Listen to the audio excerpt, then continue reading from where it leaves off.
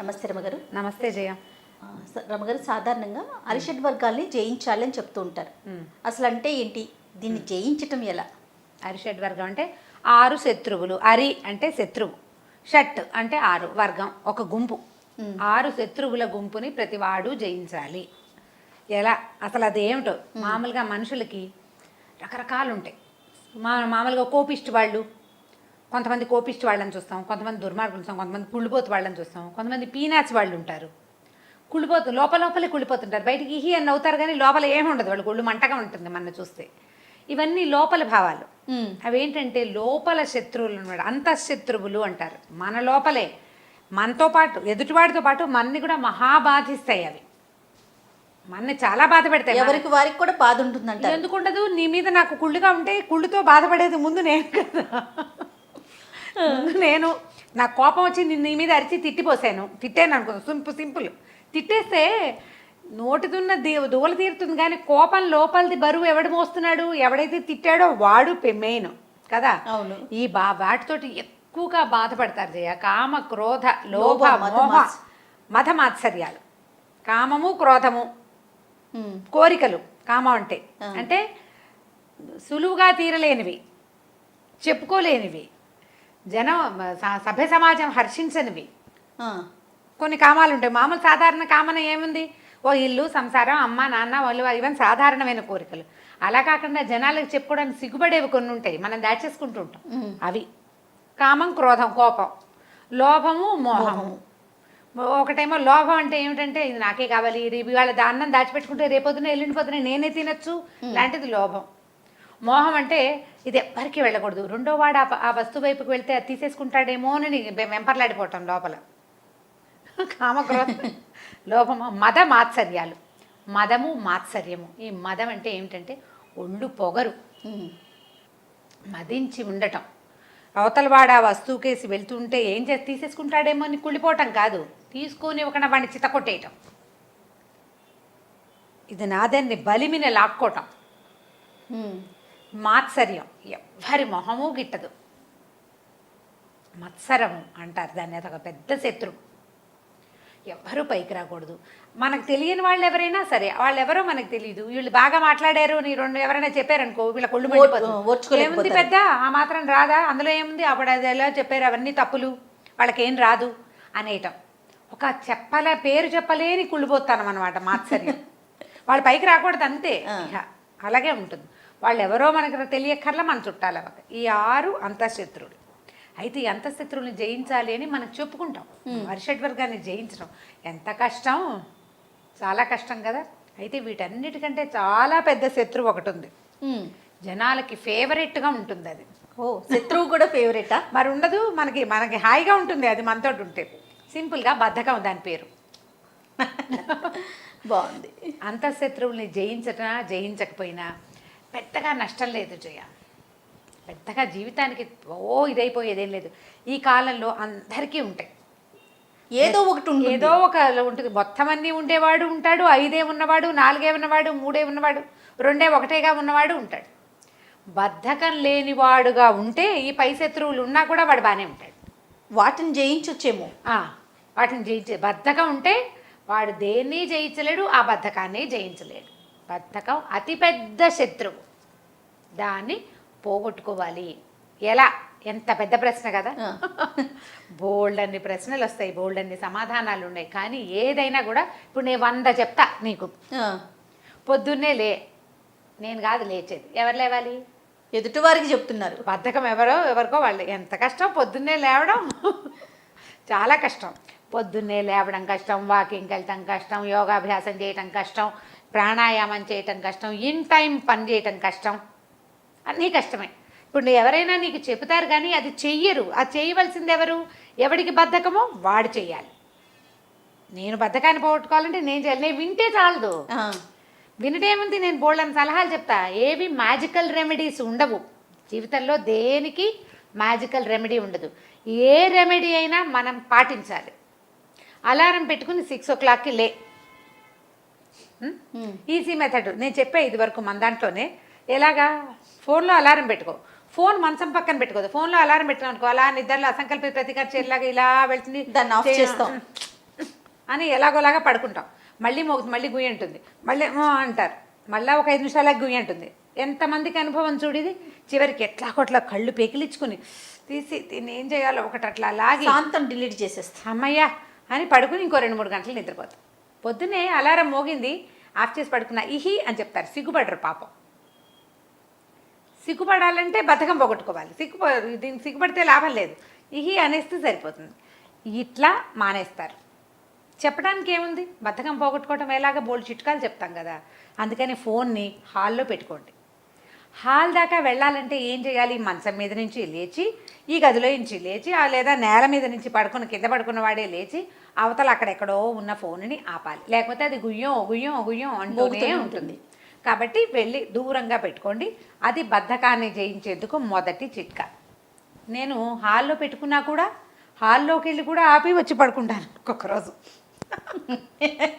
ఈ సమాధానం ఎంతమంది చెప్తారు చూడండి. నేను ఇలాగే చేస్తా. హాల్లో ఉంది నా ఫోను, నేను అక్కడికి వెళ్ళి ఆపేసి ఈ లోపల ఇంట్లో 2-3 లేచి ఎప్పుడు అలారం పెడతావు, నీతో చస్తున్నాము, నువ్వు లేవు, మేము చేస్తున్నావు, మా నిద్ర పాడైపోతుంది అని మిగిలిన వాళ్ళతో అష్టోత్తర శతనామావళి చేయించుకుని అప్పుడు ఫోన్ ఆపేసి మళ్ళీ పడుకుంటారు ఇంకో 2 hours. అందుకని ఏం చేయాలంటే ఈజీ మెథడ్, ఆ ఫోను చేతికందేలాగా పెట్టద్దు, బీరువా మీద పెట్టండి. బీరువా మీద పెడితే బీరువా మీదకి వెళ్ళి చేయి పెట్టి అందుకోవాలా, నిద్రపోతుంది. అప్పుడు ఎక్కువ దూరం నడవటం వల్ల నిద్రపోతుంది. ఇదొక మెథడ్. గుంజీలు తీయండి, ఈజీ మెథడు. ఎవరు తీస్తారు? గుంజీలు తీయలేమండి, మాకు ఒళ్ళొంగదంటారు. గుంజీలు తీయడానికి కూడా ఒక ఈజీ మెథడ్ ఉంది. కుర్చీ వెనకాల నుంచోండి, లేదా సోఫా వెనకాల నుంచోండి. ఆ సోఫా మీద చేతులేసి చెవులు పుచ్చుకుని దిగద్దు, సోఫా మీద చేతులేసి కింద కూర్చోడానికి ట్రై చేయండి. అలాగే ఆ చేతులు పైనే ఉంచండి, మెల్లిగా అలాగా లేవండి. ఒక 2-3 గుంజీలు తీయండి. బద్ధకం పోతుందండి? తగ్గుతుంది. తగ్గుతుంది. పోతుంది ఎట్లా? పోగొట్టుకోవాలి మీరు. మురికిపోతుంది అలాగా. అది కాదమ్మా, ఏదో చొక్కా మీద మరకబడింది, చున్నీ మీదే మరకబడింది, నువ్వు ఏదైనా వేస్తే పోతుంది. వేస్తే పోతుందా, వేసాక రుద్దితే పోతుందా? రుద్దాలి గారు అమ్మగారు. మరి ఆ ప్రయత్నం నువ్వు చేయాలా? ఖచ్చితంగా. ముందు ఆ ఫస్ట్ పింక్ ఫర్గెట్ స్టెయిన్స్, నేను ఎంతసేపు ఇదే చెప్తాను, దాని పేరు గుర్తురాదు, ఆ పింక్ ఒకటే గుర్తొస్తుంది. ఆ డబ్బా తేవాలి, ఆ డబ్బా అందుబాటులో పెట్టాలి, ఈ వస్తువు తీసుకోవాలి, ఇది దాని మీద వెయ్యాలి, కాసేపు రుద్దాలి, ఓ పక్కన పెట్టాలి, పోయిందో లేదో చూడాలి. నేను చెయ్యొద్దు, అప్పుడు కదా పోయేది. వ్యానిష్ని ఇంట్లో పెట్టుకుంటే మరకలు పోతాయా? పోవే, పని చేస్తేనే పోతాయి. దీనికి కూడా అంతే. ఇంకొకటి చెప్దాం. ఈ మంచం మీద పడుకుంటారా, ఈ మామూలుగా ఒళ్ళు విరుచుకునే అలవాటు ఉంటుంది చాలామందికి. పిల్లల్లో బద్ధకం తగ్గించేందుకు కూడా ఇది పనికొస్తుంది. ఒళ్ళు విరుచుకోవడం ఏం చేస్తారు, ఈ సోఫాలు ఎక్కడైనా వచ్చిన చోటు కూర్చుంటారు, ఇలా ఆ ఒళ్ళు విరిచి చేతులు పైకెత్తేస్తూ ఉంటారు. గమనించండి. పెద్దవాళ్ళు ఏం చెప్తారు, ఒళ్ళు విరుచుకుంటే దరిద్రం, ఒళ్ళు విరుచుకోకూడదు అంటారు.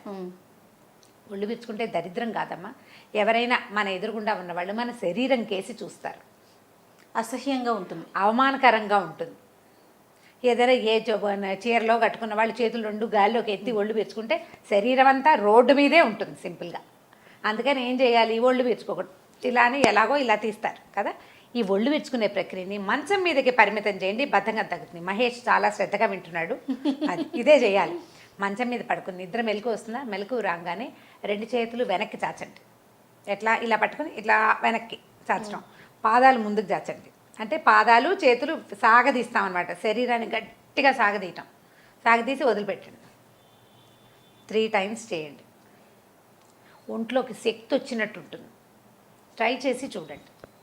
బద్ధకస్తులైన పిల్లలకి మంచం మీదే ఒళ్ళు విరుచుకో, దిగాక కాదు, మంచం మీదే ఒళ్ళు విరుచుకోవాలి. మళ్ళీ ఒకసారి చూడండి, 2 చేతులు కలపండి. నిద్రలో లేవగానే 2 చేతులు మన తల మీద నుంచి పైకి వెళ్ళిపోవాలన్నమాట. పైకి పొడుగ్గా చాచండి మంచం మీదే. అంటే మంచం మీద మనం పడుకున్న పోస్చర్లో సాగుతాయి. పాదాలు ముందుకు చాచండి. పాదాల దగ్గర నుంచి పైన వేళ్ళ దాకా మొత్తం సాగదీయండి. ఒక ఉక్కు తీగని సాగదీసినట్టు, స్ప్రింగ్ని సాగదీసినట్టు. సాగదీసిన స్ప్రింగ్ని టక్కిన వదిలేవనుకో, ధన్మని ఎగిరి వెళ్ళి అక్కడ పడుతుంది. అవునా కాదా? అట్లాగే శరీరంలోకి ఎనర్జీ వస్తుంది, రక్తం చకచకా ప్రసరిస్తుంది, యాక్టివ్గా అవుతారు, బద్ధకం తగ్గుతుంది. ఇది మీరు రాత్రిపూట పడుకున్నప్పుడు చేస్తే నిద్ర పట్టదు, చేయాలి, లేచాక చేయాలి. ఒక 3 సార్లు చేయండి, కొంత బద్ధకం తీరుతుంది. ఫోన్ని దూరంగా పెట్టుకోండి. లేవగానే 2-3 పనులు చకచకా చేయండి. దుప్పటి మడత పెట్టడం, పక్క సరిగ్గా లాగటం, ఫ్యాన్ ఆపేయటం లైన్లో చేయాలి. ఇది మీరు కావాలంటే ఒక వైట్ బోర్డు మీద రాసి పెట్టుకోండి లిస్ట్గా. ఈ లైన్ గనక ఒకసారి బుద్ధికి అలవడిస్తే ఆటోమేటిక్గా సెట్ అవుతుంది, క్రమంగా తగ్గుతుంది బద్ధకం. మొదట ఈ శత్రువుని జయించండి. బద్ధకం తగ్గటం ఎట్లా అంటే మీరు నడవాలి, పరిగెత్తాలి, పని చేస్తేనే బద్ధకం తగ్గుతుంది. ఏదైనా సరే గోడ మీద డూ ఇట్ నౌ అని రాసి పెట్టుకోండి. ఏ పనిని వాయిదా వేయబోకండి. ఇది ఒక ప్రాక్టీస్గా ఒక 20 రోజులు 21 రోజులు చేస్తే బలవంతంగా తర్వాత కొన్ని పనులకైనా మనకి కొంత శరీరం సహకరిస్తుంది, కొంచెం అలవాటు అవుతుంది. ఇప్పుడు ఇన్ టైం 10ంటికి బ్రేక్ఫాస్ట్ లేదా 10ంటికి ఇంకోటి ఏదో ఆఫీస్ పని, 11ంటికి ఇదేని రాసి పెట్టుకోండి. మీరు బద్ధకం పోగొట్టుకోదలుచుకుంటే చిట్కా ఇది, లేకపోతే చేసేదేం లేదు. ఈ టైంలో ఫోన్ చూడకూడదు, పొద్దుటి పూట నో ఫోన్ ఇలా పెట్టుకోండి. అసలు సాధారణంగా కూడా పొద్దున్న నిద్ర లేవగానే లేదా రాత్రి పడుకోవడానికి అరగంట ముందే స్క్రీన్ ఆపేసుకోవాలి. టీవీ అయినా ఫోన్ అయినా. టీవీ ఆపేసి డైరెక్ట్గా వెళ్ళి మంచం మీద పడుకోవద్దు. టీవీకి మంచానికి కొంచెం ఒక అరగంట గ్యాప్ ఇవ్వాలి. ఫోన్కి కూడా ఫోన్ పెట్టేశాక 2-3 పనులు చేసుకోండి. రేపటి వేసుకోవాల్సిన బట్టలు ఏంటో ఓసారి అల్మర్ తెరిచి చూసుకోండి. ఏదైనా పుస్తకాలు చిన్న పొన్న సవరణ, వంటింట్లో సర్దుళ్ళు ఆడవాళ్ళు అయితే ఆ పనులు చేయండి. మంచం మీద కూర్చుంటూ ఫోన్ పక్క పెట్టి మంచం ఎక్కబోకండి. కొంచెం గ్యాప్ ఇవ్వండి. కళ్ళు రిలాక్స్ అవుతాయి, నిద్ర తొందరగా వస్తుంది, రేపు పొద్దున బద్ధకంగా ఉండదు. ఇవి ప్లాన్డ్గా చేస్తే పోగొట్టుకోవాల్సిందే కానీ దానంతటది ఏ టిప్పు మీకు పనిచేయదు. ఏది ఇచ్చినా నాకు అనిపిస్తుంది రమ్మగారు, స్వతహాగా మనకి ఉండాలి. నా బద్ధకం నేను తగ్గించుకోవాలి అనే ఆలోచన ఉంటే ఆటోమేటిక్గా ఏం చేయాలనేది మనకి ఒక ప్రశ్న వచ్చేస్తుంది. ఇప్పుడు నా బద్ధకం అనే విషయం మీద చెప్దాం, దాని మీద ఒక పాయింట్.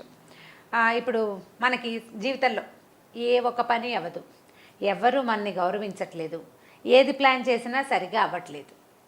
ఇలాంటి సమస్య చాలామందికి అసలు దైనందిన జీవితంలో మనకు కనబడతాయి. ఏమిటి ఏది ఒకటి సరిగా అవ్వదు ఇలా అనిపిస్తుంది కదా. అప్పుడు ఒక్కసారి స్థిమితంగా కూర్చోండి, ఒక 1/2 కప్పు వేడిగా టీ తాగి ఆలోచించండి. మొదట ఈ ఏ పని కాకపోవడానికి, ఈ పొద్దునుంచి లేచిన దగ్గర నుంచి ఇలా తలకాయ నొప్పులుగా ఉండటానికి నేను ఎంతవరకు కారణం అని ఆలోచించండి మొదట. అప్పుడు నేను కారణం అని మీకు అర్థమైందనుకోండి, దీనికి చాలా నిజాయితీ కావాలి సుమండి. నిజాయితీ లేనిదే కుదరదు. ఇప్పుడు మనమే ఆలోచించుకోవడం కాబట్టి నిజాయితీగా ఆలోచించుకోవచ్చు. మనం తిట్టుకుంది ఎక్కడ పుట్టేవరా అని మనం తిట్టుకోవచ్చు. ఎవరైనా తిడితే అవమానం కాదు, బాధ అనిపిస్తుంది. మనం తిట్టుకుంటే మనకేం పర్వాలా, ఏ మట్టితో చేసాడు రా దేవుడు నిన్ను నువ్వు తిట్టుకోవచ్చు కదా, ఈజీ.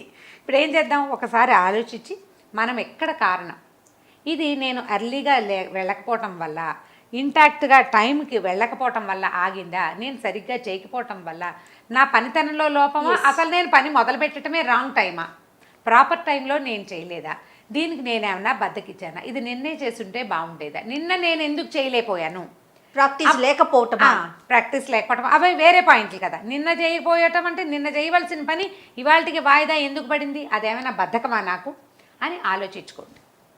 అది నా బద్ధకమే అని కనుక మీకు తట్టిందా, ఇది ఈ విషయంలో మాత్రం పూర్తి నిజాయితీని పాటించండి. 100% మీ ఆత్మకి మీకు ఏమీ తేడా ఉండకూడదు. ఇది మీరు ఆలోచించుకుని ఒకవేళ అది గనక అయితే నేను చెప్పిన నిద్ర లేవగానే చేసే చిట్కాని పాటించండి. ప్రధానమైంది బద్ధకం వల్ల, నా పోస్ట్పోన్మెంట్ మెంటాలిటీ వల్ల నాకు ఇబ్బందులు వస్తున్నాయి, దీన్ని నేను అధిగమించాలి. దీనికి పబ్లిక్ చేయక్కర్లా, దీనికంతా పబ్లిషైజ్ చేసి ఉత్తరం రాసి ప్రతి వాళ్ళకి చెప్పక్కర్లా. వాట్సాప్లో నేను ఇవాళ నా బద్ధకం గురించి తెలుసుకున్నాను, దాన్ని జయించడానికి చేస్తున్నాను లాంటివి ఏమి ఇవ్వకండి. మాకు అక్కర్లేదు, ప్రపంచానికి అవసరమే లేదు. అది అవసరమైంది మీలో మీకు అంతే. ఏ ప్రపంచంలో ఎవ్వడికి మీ బద్ధకం గురించి పట్టదు. దానివల్ల ఇబ్బంది పడే వాళ్ళు ఉంటారు, అమ్మా నాన్నలు, పేరెంట్స్, పిల్లలు వాళ్ళు ఉంటారు కదా, తిట్టుకుంటారు వాళ్ళు. వాళ్ళకి చెప్పద్దు. మీలో మీరు మెల్లిగా సర్దుబాటు చేసుకోండి. మీకు 100% బద్ధకం ఉంటే దాన్ని 90కి, ఆ తర్వాత 80, 100% ఒకేసారి మీరు ఎలాగో తగ్గించుకోలేరు, మీ వల్ల కాదు. ఓ రోజు చేసినా రెండో రోజు చేయలేరు. అందుకని మెల్లిగా ఆ శాతాన్ని కుదించుకుంటూ రండి.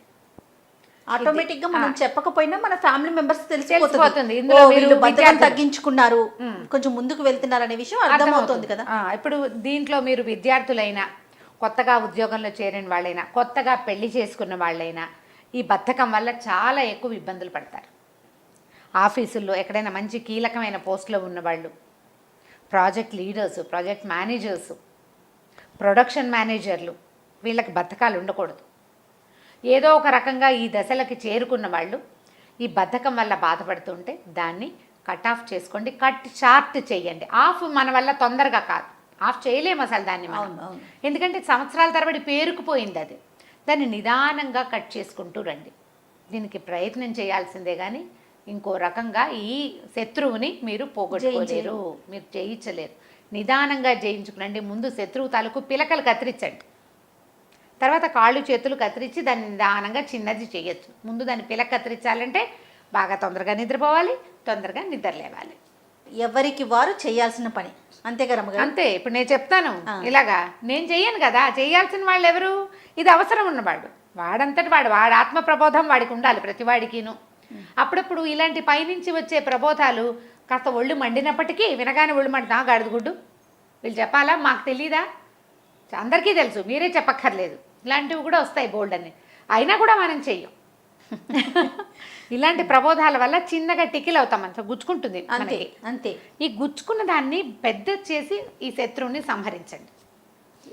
అన్నింటికన్నా నాకు టోటల్గా మీరు మాట్లాడిన దాంట్లో ఒక్క పాయింట్ చాలా బాగా నచ్చింది రమ్మగారు, మనతో మనం మాట్లాడుకోవటం. అంతే ఫస్ట్.